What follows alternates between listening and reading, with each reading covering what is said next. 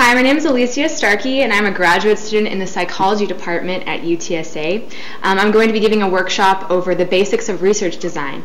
And like you, I came into this my graduate program with a little bit of intimidating feelings towards research.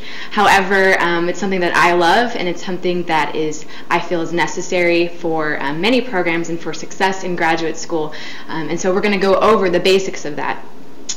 Now, the objective of this workshop is to just kind of give a foundation for research design, and that is giving it a perspective, a global perspective, so that we can lay the foundation for your own discipline to come in and show you the specifics about research in your own field. So in that sense, that this is more of a global view, it's kind of just an overall introduction or refreshing of the principles you may already know or may not know, but it's something to just give you an idea of what to look for and how to frame questions in your classes, to complete assignments, and to also help you frame your questions for your thesis or your dissertation. The application of this is, like I said, is to lay the foundation for your discipline to be able to build off of it, so that you can have those principles of research already working when you get to your classes. The relevance of this is that success in graduate school is reliant or sometimes determined upon research. So if you have to complete a thesis or a dissertation to get your degree, then research is a very integrated part of that. Also, to complete assignments. So if you're in a non-thesis option for your graduate program, many of your assignments in your classes are going to be based on research articles, and to critically analyze those. And so this workshop is to help address those projects as well. The research design is basically a blueprint for implementing a study or an experiment. It's the plan of action that details the type of study being conducted, the setting the study takes place in, the relevant variables and parameters to be studied, and whether the variables are controlled or manipulated. And the combination of your research design with the method of data collection that you choose determines the nature of the study. So for example, if you're looking at maybe differences in let's see, education levels. So you're trying to find out if different study habits affect the type of grades you get. So are you doing looking at data of grades on tests, or are you interviewing and saying, what are your study habits here? What are you doing in your classes in your own time to help understand concepts for your tests later on? You need to be able to have, if you're trying to design a study testing those variables, you need to have your method match your variables. So in that sense, you want to design that captures all of the variables that you want to that are a part of your question. And so in that sense, a design is to have an idea, a blueprint of your entire study and how it should be run. So your design is largely based on the scientific process. Research in general is based on the scientific process, and the scientific process is based on empiricism, of the philosophy of empiricism. It goes back to having experience, observation, and experiment. So those are the principles of the philosophy, and that's applied through the scientific process. So many of your programs will rely heavily on the scientific process, and maybe not. Maybe your programs will be a little bit more lax with the process of questioning, observing, and experimenting with your variables. But for the most part, your process makes an hourglass shape, and that is to say that it's based on a large body of literature, of background, of theory, of what others have done. That's your experience, and then you observe. You observe these variables through your methods that you choose, and then you experiment. So you test it maybe through statistics or maybe a different way of analyzing your data, and then you generalize this information back to the population. So I tell my students, and I teach an experimental psychology class, I tell them that you want an hourglass shape. You want to have a heavy background foundation at the top of your design of your process of designing research.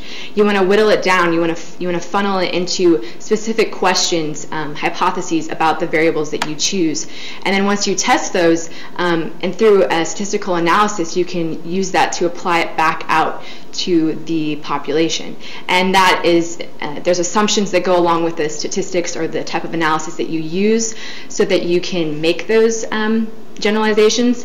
However, a lot of the time you also have to back it up with research that's also helps to support your own results. And that is to say that you want equal weights of your results as well as your predictions. So you want to have a good understanding of your variables and your hypotheses, but you also want to relate your results that you've found in your own study back out to the theory that you've originally based your study on. I tell my students that you want an hourglass shape, not a martini glass or a beaker, and that is to say that martini glasses, it's more top heavy. You have all this research to back up your predictions, but you have nothing to relate your actual results to. So you want to have an equal weight at the end of your study. You want to be able to relate it back out to the population with the same degree, the same importance as you started with. And that is to say, you don't want a beaker. You don't want to have a little bit of previous literature out there, but then you use your results to generalize to so many different areas that you don't necessarily have the theory to back you up. So try to shoot for a more hourglass shape to your designs, a balanced design that goes through, that tries to make predictions and establish consistency between the phenomena that you're researching. And that is through the scientific process. So this depiction can help you with your questions. It kind of draws you through the whole process of seeing real world phenomena and maybe basing your questions off of that, developing a large body of previous literature and theory to show that you have experience in that area, and then you choose your design and method of how you're going to test those theories, to test your hypotheses, the original question that you have. And you do data collection, however your design and method prescribe. And then you analyze your results through statistics, or maybe if your discipline is more of a calculus-based analysis, then you would use that. And statistics are largely based off of probabilities, and that is to say that if you have a higher probability that your study is due to chance, so that that means that your predictions may not have been adequately made, and that is to say that you want to establish research and hypotheses that make clear predictions, have clear outcomes, and that aren't due to chance, to some coincidence that those two variables are related.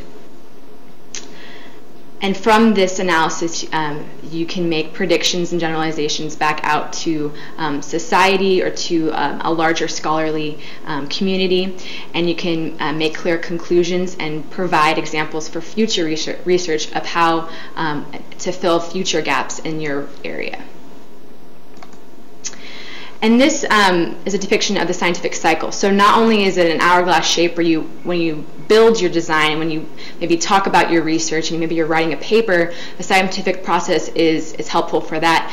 But you also want to think of the scientific process as a reasoning cycle. You're progressing the area that you're studying from a hypothesis, and you're making clear predictions, and then you're testing these predictions and then bringing it back to theory to describe something, some phenomena in the world.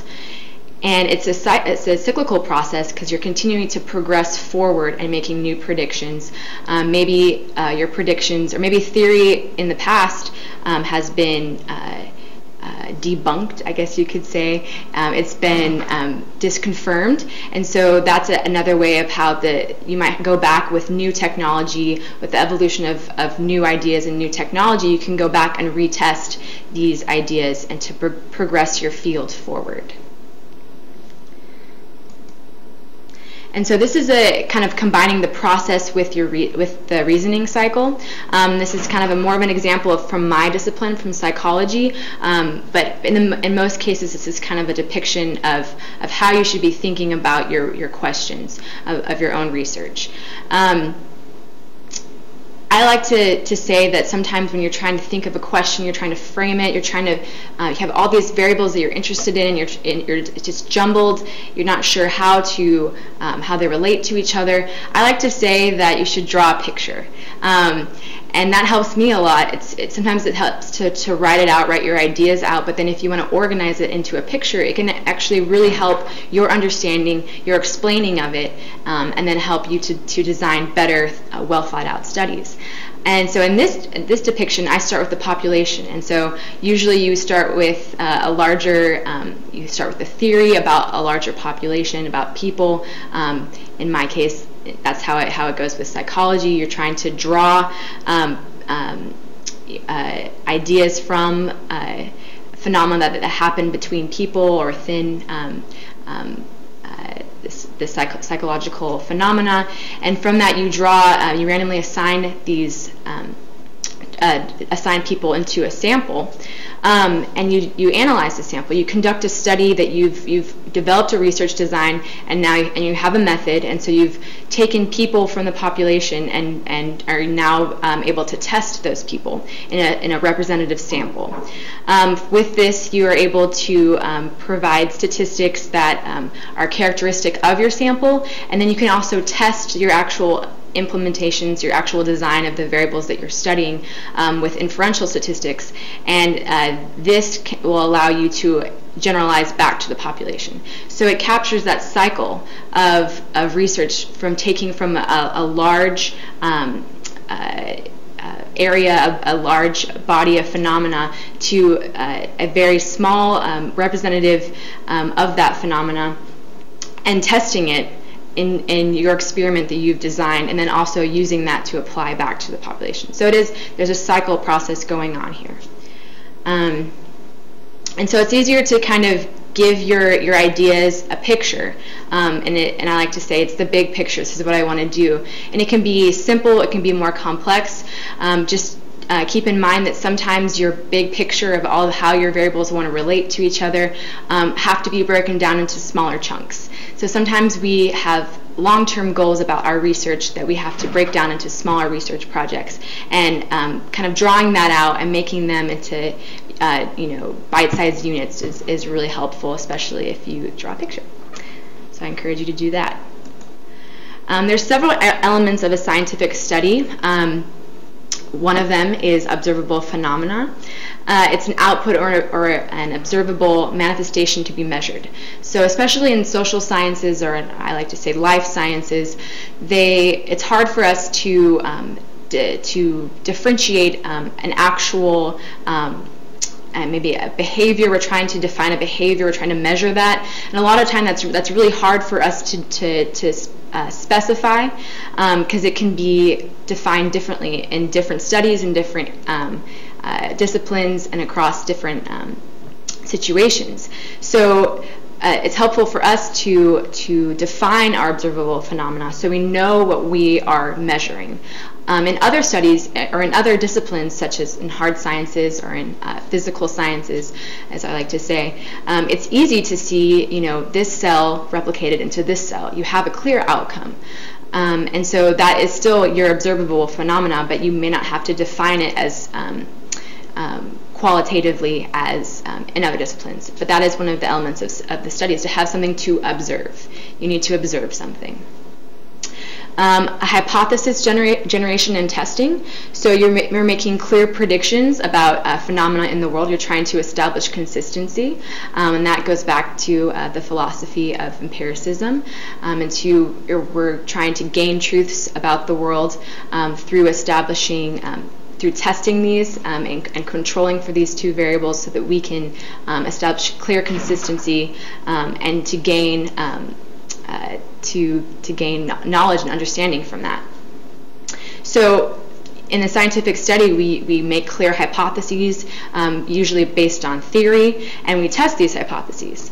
And so a lot of the time we as researchers might develop our hypotheses or the variables that we're interested in from looking around around our daily lives, and from finding phenomena that we're interested in just by in our classrooms or on the street, or maybe just you saw a program and say, I wonder if if these two variables are related. However, you have to back that up with theory, and so in other cases you can develop your ideas from theory, and that's almost the more preferable way to go about things in the scholarly community. However, it's just it's not to say that it's not worthwhile to go either way. However, eventually both routes have to lead to a large literature review and developing of our understanding of a certain area of research, and so in order to make those predictions. So another element is measurement of the phenomena. You have to measure something in order to do research. That's pretty much kind of what it's all about. And then interpret this to the larger population. So those are the four main elements of scientific study, and in your discipline it might be a little bit less scientific, so you're trying to do more anecdotal research, and then some are more into the hard sciences, are very clear about the process, the scientific process, and how it relates to their research. So understanding the differences between these two routes of maybe going for the life sciences or for the physical sciences can help understand how research is done in these two areas of science. However, both research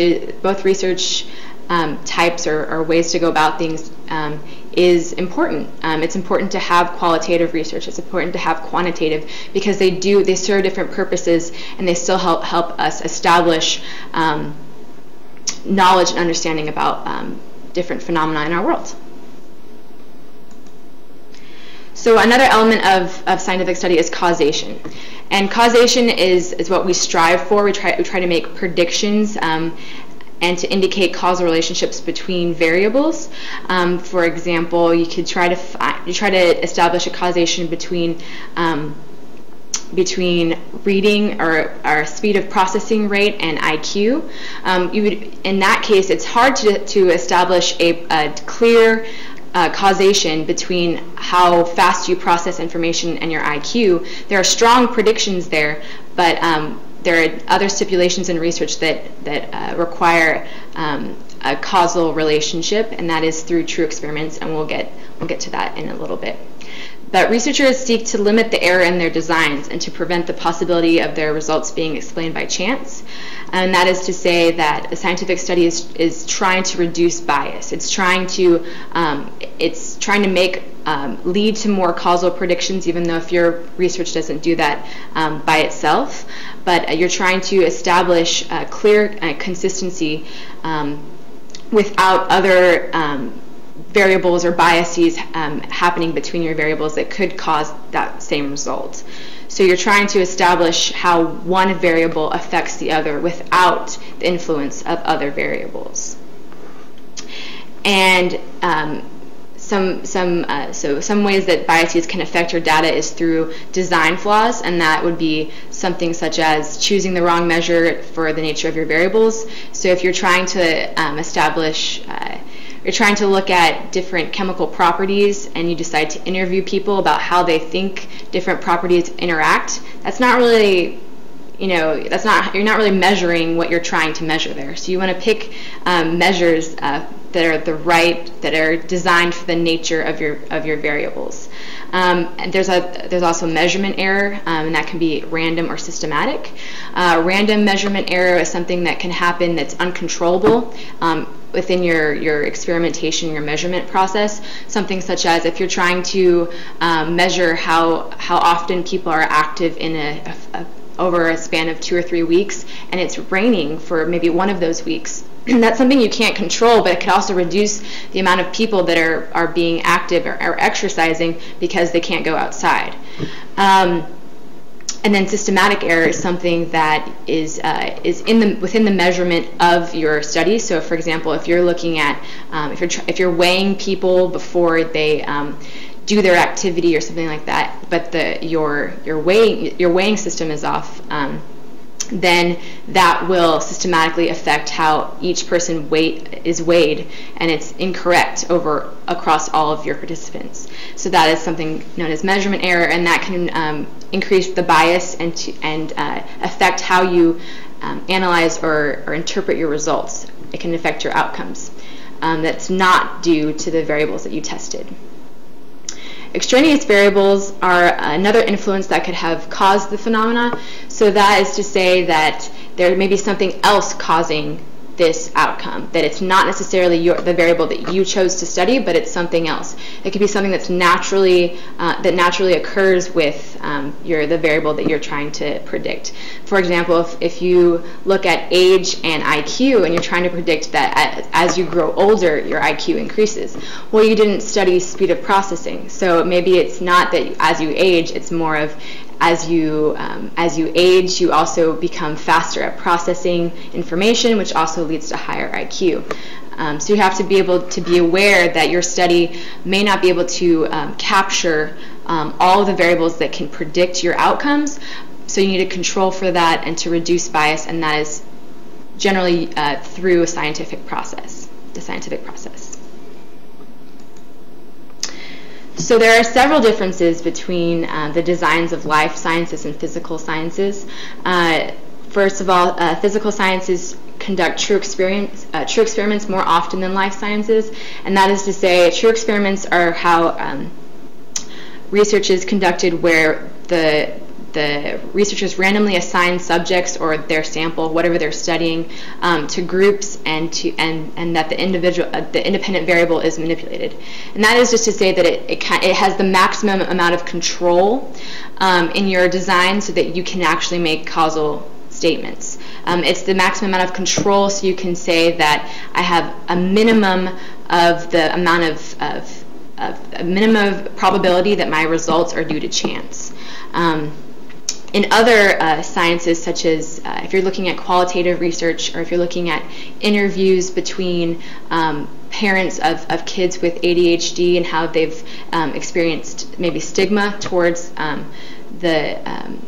the school system, it's hard to establish clear causal relationships there, because you're observing and you're developing you're conducting analyses on interviews that you've coded, and so it's hard for you to control your variables in that sense to establish clear causal outcomes. However, it's still a worthwhile endeavor to know that information. So even though some disciplines don't go into true experiments or have the maximum amount of control in their research, they still have worthwhile information to be gained from their studies. Both physical and life sciences utilize experiments to predict phenomena, explain causation, and find results that have implications for society. So there's still, and it actually, in fact, in some hard sciences, they may not apply directly to the society. However, they do provide the necessary step of basic research so that it can be taken by more applied researchers and implemented back to society, and to generalize it to a greater population. So both of these types of research and both of these research paradigms or ideas in whatever science or whatever program you're in is still worthwhile to do. They just have different angles and different outcomes that will affect different populations maybe. However, it's both are crucial to developing consistency and to developing understanding about phenomena. Physical sciences are generally make more precise measurements and indicate causation due to the lower probability of results being due to chance. I already mentioned that a little bit. And physical sciences really have to consider random changes and fluctuations or ethics as much as life sciences. So the difference here is that like I said, there's a maximum amount of control, whereas in other paradigms you have to deal with fluctuations, changes, how how are we defining these variables, because it's hard for me to define clearly what aggression is unless I implement it. I have a clear measurement scheme, and that could be different across different studies. So, and we also have to deal with ethics sometimes in life sciences or in social sciences, whereas we can't randomly assign people to be a smoker, because that would be ethically wrong. We don't want to tell someone you have to smoke this cigarette several times a day so we can analyze your data and establish causation. At that point, it's not it's not worthwhile to cause health risk in someone in order to understand those variables. So we have to deal with different issues there, such as ethics. Physical sciences tend to measure in trials, and testing whether testing whether certain frequencies are slower or faster in different densities of water. You have to measure over trials to establish to collect your data. Whereas in life sciences, try to gain a larger sample. So we're trying. It's a trial in a different way, because each person could be a trial, each animal could be a trial. If you're testing animals, if you're doing animal research, or you're doing research with human subjects. However, in other sciences, you test in trials. So you test with different drug studies and other examples like that. Life sciences emphasize operationalism in order to gain objectivity. So this is the example that I had about aggression. So if, for example, I have to operationally define what aggression is in order for me to measure it, because aggression can mean several things. It could be how am I measuring aggression? Is it how many times I raise my voice? Is it verbal aggression? Is it how many times is it verbal assault? Is it just getting angry? How do you define that, and how are you measuring that? You have to, in order to gain clear outcomes, you have to operationally define your observable phenomena. We emphasize a random assignment and manipulation of independent variables to determine causation, and that's in both sciences, but in order to have causation, we have to have true experiments. And then we also measure assigning numbers to indicate variation in observable phenomena. So, like I said earlier, we can clearly see that maybe one cell replicated to another cell. However, in other sciences, you have to assign numbers to measure. So, for example, if I'm rating my aggression on a scale of 1 to 10, that's me assigning a number to my variable of interest.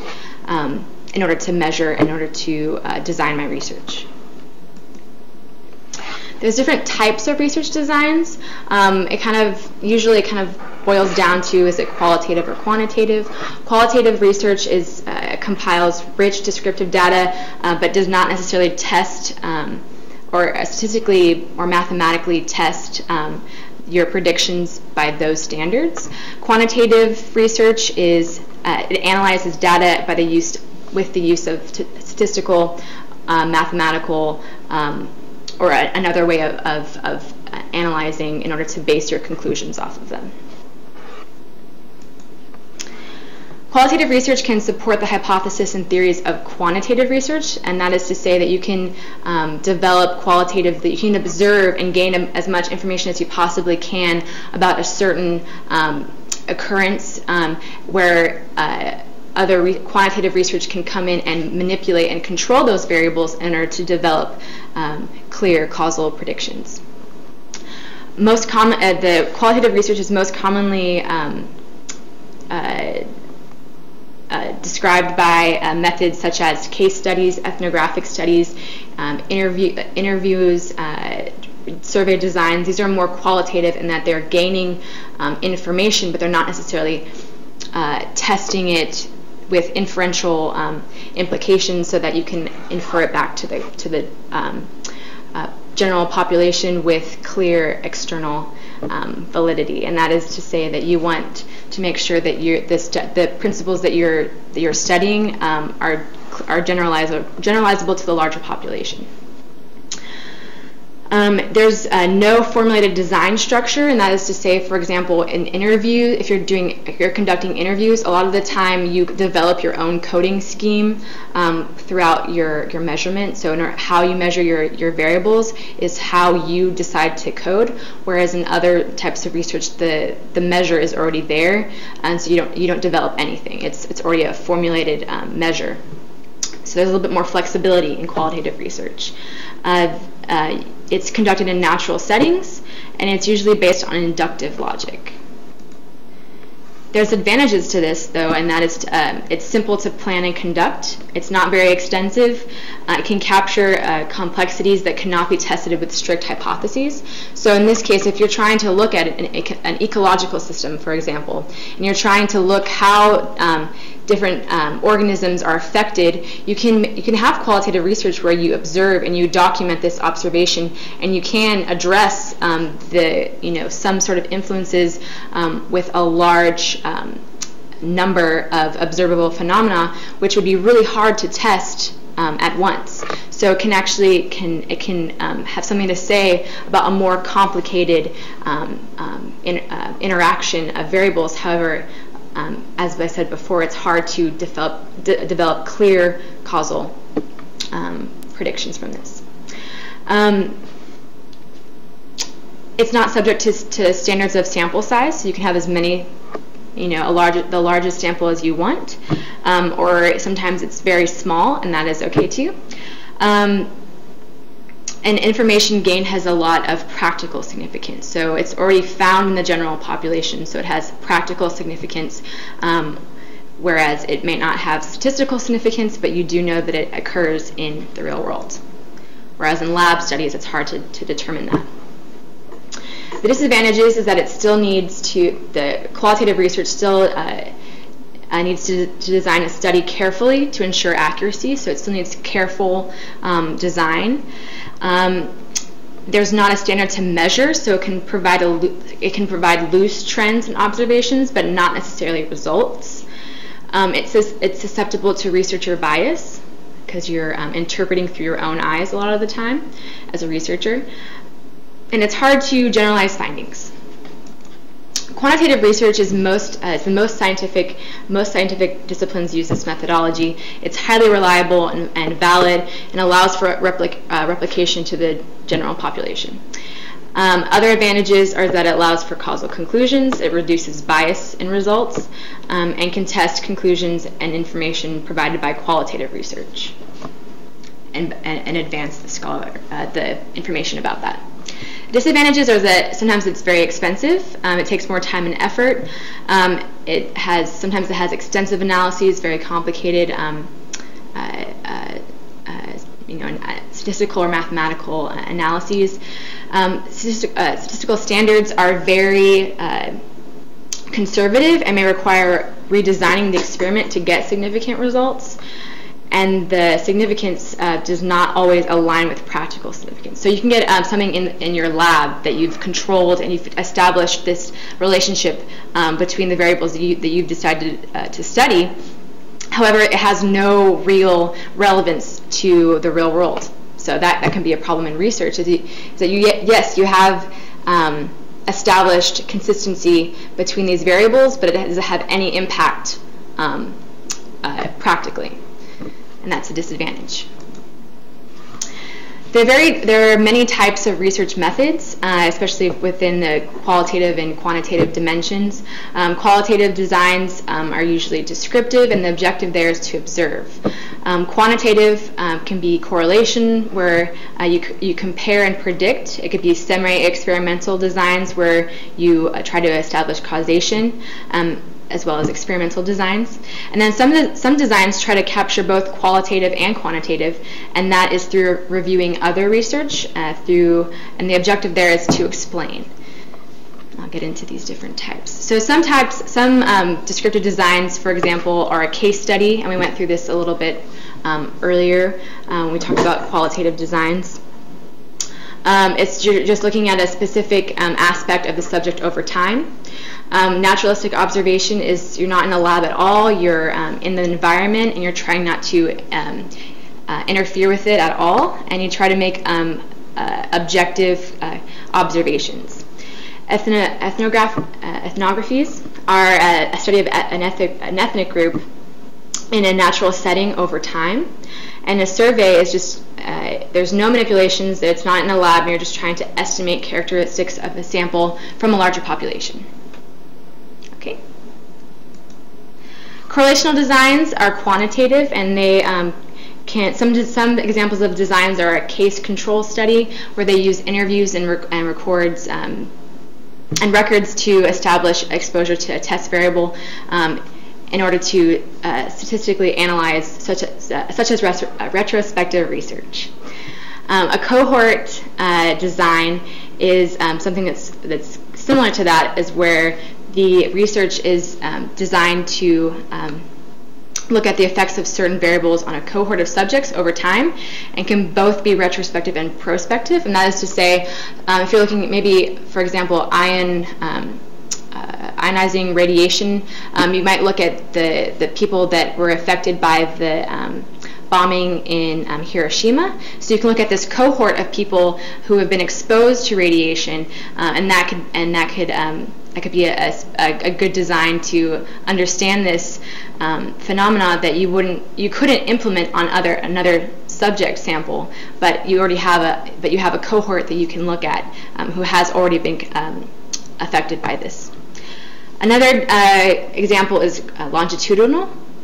A longitudinal design is usually used in developmental studies, where you're looking at how variables develop over time. Maybe you're looking at test anxiety, and you're trying to see if your intervention worked. And so you test. Maybe there's a measure about test anxiety, and you test your sample at one time. You provide an intervention, and you test them at other times throughout a certain period, and you can correlate these changes so that you can make conclusions about the reduction of their test anxiety. A cross-sectional design studies a sample of subjects concurrently at different ages. So it's another example of correlational designs. And this is just some. Some correlational designs can be very simple. You're just trying to look at how the influences of different cells or different groups of people and their responses on maybe how they rate a certain movie, and you try to correlate movie ratings to restaurant ratings, and a simple correlation could be done between those two variables. So these are just examples of what a quantitative correlational design could look like. Some quantitative designs, such as semi-experimentals, look at a good example of this, and I'll just pick out quasi-experimental. It's a good example of a semi-experiment in that you can still have variables that are naturally occurring within your subject sample, but you can still try to establish causal relationships. So you lack random assignment to groups due to an organismic or individual variable, but you can still test them on different dimensions or different conditions. So for example, if you're looking at gender differences and their maybe if you're looking at people with depression, you're looking at gender differences, and you have 3 different types of interventions that you want to give them. That's more of a quasi-experiment, because you can still look at the different conditions to establish good causal predictions. However, you can't randomly assign your subjects to be a certain gender, but it still provides really good research and outcomes for understanding differences. And as I mentioned earlier, experimental designs are actually often only quantitative. And we talked about a true experiment, how it's, and this is the gold standard of research, it's the most reduced, most controlled design of research so that you can establish good predictions. Let's see. And there's other types of research methods, such as a literature review and a meta-analysis. Most of the time, graduate students don't conduct either of these. However, it's very helpful for your graduate studies, because whenever you find these, a publication, a literature review publication or a meta-analysis, I always think it's a gold mine, because it's it has an in-depth synopsis or evaluation of the previous research on a particular topic. So if I'm interested in ADHD prevalence in adults and I find a literature review about that, I have all of these articles that can back up my predictions. So I found a literature review of theory, of background information so that I can make strong predictions. So if you're writing a paper, if you're trying to develop your own hypotheses, finding literature reviews is very helpful for that. It'll in most cases have some sort of argument. It'll identify gaps in research that you can address with your own ideas, and so that's also helpful for generating your own research questions. A meta-analysis is a little bit different. A literature review is more qualitative because they don't actually test anything. Meta-analysis is more quantitative because even though there is a literature review involved in that type of study, you actually test something. You compile data from various previous studies, and you actually get to you measure the size of effect that this that these certain variables actually have. So you kind of compile all the information from across several studies to see if there's an actual if this effect has some sort of magnitude in the field. So there's several ways of analyzing your data, and that is largely it's going to be more specialized in your disciplines how you analyze, but some examples are using correlations, inferential statistics, probability analyses, sequences analyses, and different analyses that are specific to the types of variables that you're using, and that's, like I said, more specific to your discipline. With that, I want to just leave you with some questions that will help guide your own research design.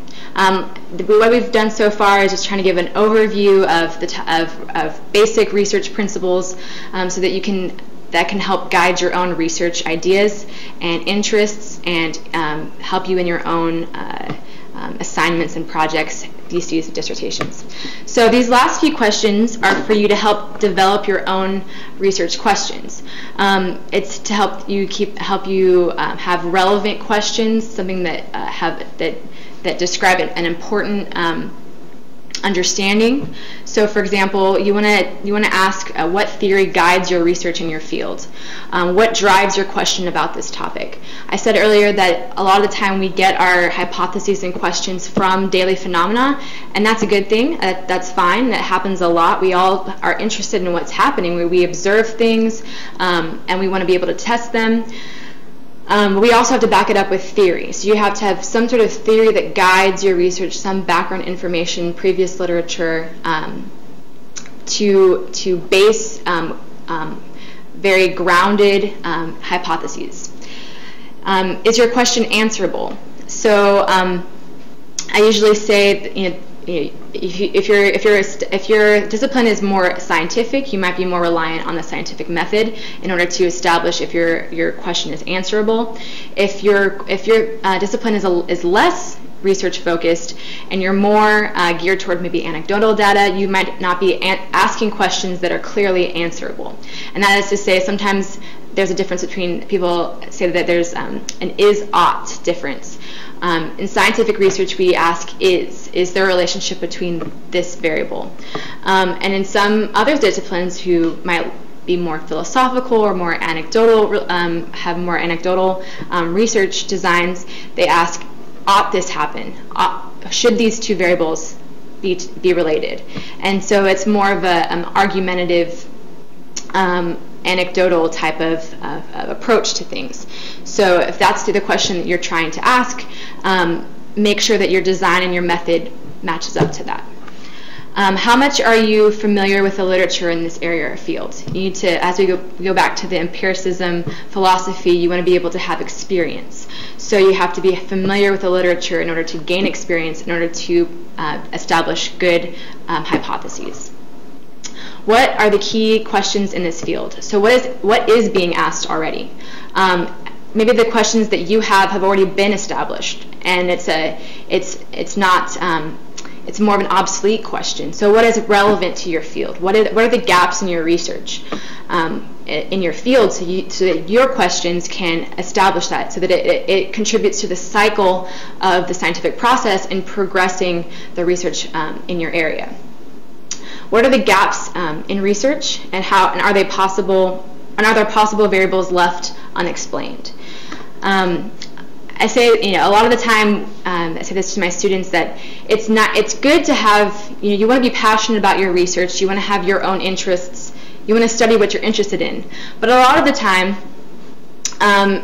you also want to think about the bigger picture here. What is your research doing? Why is it important?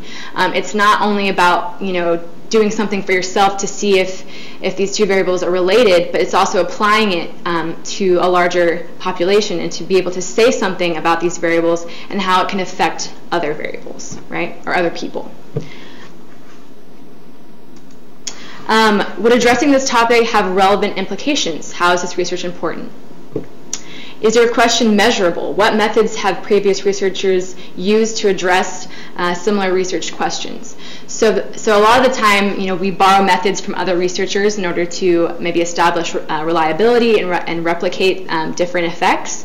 But sometimes research methods are lacking something. So you want to be able to know what others have done to measure your study, maybe develop new measures and develop new methods, and that also goes into the whole cycle of the scientific process and progressing understanding about the area that you have chosen to research. Do these designs fit your objective? How can your design be changed to better address your question? A lot of the time, you can have really interesting questions that are not backed up by your method. You can have really interesting results that don't have anything to do with the questions that you ask. You want to make sure that the question that you ask is directly measurable and informs your question with reliable methods. And if the designs aren't fitting your objective, then change it. And that's more of a it goes into the question before that, is what are others doing, and how can you change that to fit your needs for your research? What are your long-term goals for your research in your area, and how can these goals be broken down into manageable, researchable chunks? That's to say, like I said earlier, is that sometimes we have all these variables that we're trying to relate, and we're interested in so many variables, and we draw this big picture, which really helps. So drawing a big picture of all the things you're interested in and want to relate on a certain topic, but it's really hard to design a study that will address and accurately measure those variables. So breaking it down into smaller chunks, into steps, and maybe kind of getting to your overall question in a sequence can actually help you understand your question a lot better, and to help develop good methods for answering that question. And the last question that I have for you to think about is what resources will you need to test your research idea or design?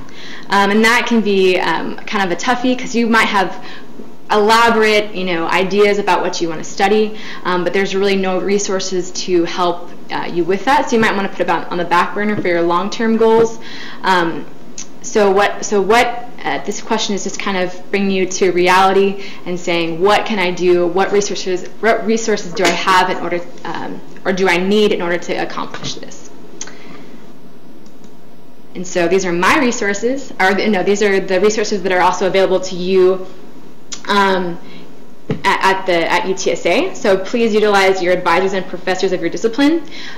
You want to make sure that your ideas are fitting the paradigms of your discipline, and if not, interdisciplinary research is also a very worthwhile endeavor as well. But having the guidance of your advisors and professors is very important in order to develop good research.